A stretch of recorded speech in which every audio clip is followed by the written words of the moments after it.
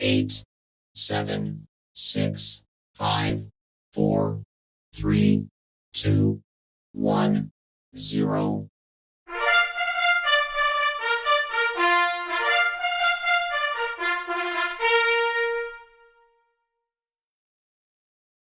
Hi everyone, so welcome to my YouTube channel. I am Madam Rosmaya. So what are we going to discuss in this video? So our topic for today is relationship between simple harmonic motion and uniform circular motion.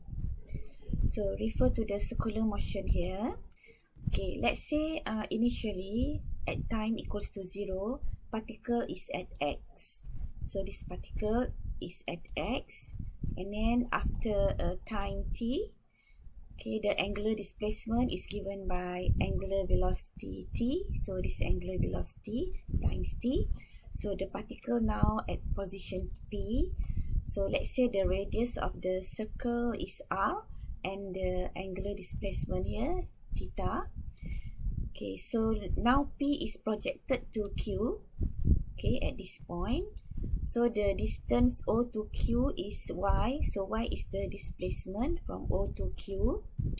And then we can use trigonometric ratio. So from this triangle OPQ, so sine theta is equals to Y per R. So Y is opposite and R is the hypotenuse. Okay, we use trigonometric ratio. Okay, so we get Y equals to R sine omega t. Okay, we cross multiply. So you get Y equals to R sine omega t. So we substitute theta equals to omega t into the equation here. So this is a relationship between Y and t. So it forms a sinusoidal graph, right, or sine graph. Okay, so when the object, okay, further move in a circular motion, as P moves around a complete circle, so Q moves from O to A.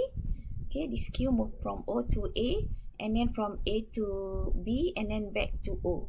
So it forms a simple harmonic motion. The position, look at how the Y change. Okay, so now let's say we use the x motion here. So let's say P is projected to Q here along OX. So from the right angle triangle here, so we use trigonometric ratio. So cos adjacent to over hypotenuse, so we get x per r. Let's say the distance O to Q is x. So cos theta equals to x per r. So when we cross multiply and substitute theta equals to omega t, so we get x equals to r cos omega t. Okay, so now let's see in this animation. So as P moves around a complete circle, so the Q here will move in simple harmonic motion from right, okay, to O, and then continue to the left and back to O and back and to the X. So it moves left and right like this. Okay, so this is a simple harmonic motion along X. It's now along Y. Okay, so when you form the graph, if along Y, so it's a sine graph, and if along X, it is a cosine graph. So this shows the relationship between simple harmonic motion and uniform circular motion. Okay, so now the amplitude of oscillation of Q is radius, and the period of oscillation of Q is equals to the period of the circular motion of P. Okay, now we can further prove this circular motions is a simple, the relationship between simple harmonic motion and circular motion from Y equals to R sine omega t just now. If we find the speed V, we derive dy by dt, okay, dy by dt, so you will get omega r cos omega t. And to find acceleration, we derive the second time, so d squared y here by dt squared or dv by dt.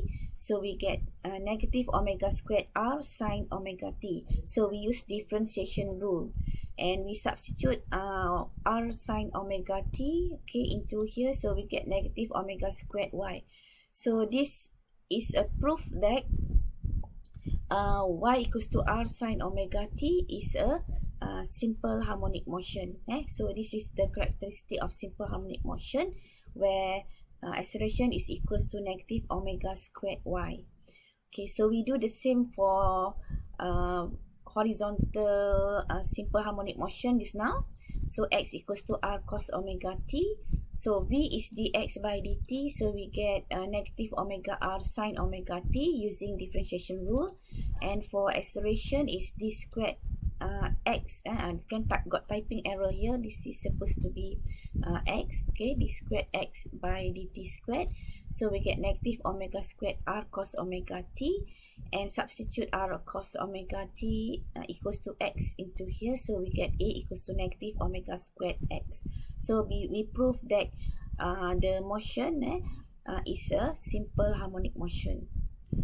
Okay, so this is another animation to show how the object, the rod here is put on the turntable, and the shadow of the rod here, can see from the screen here, it move in simple harmonic motion. It move to the left and to the right. Okay, the shadow we get is by we put the light here, and the shadow shown in the screen here. Okay, so that's all for the video. For the topic relationship between simple harmonic and uniform circular motion. And don't forget to like, subscribe, and comment below if you get any comment, so that I can improve my video in the future. Okay, thank you for watching.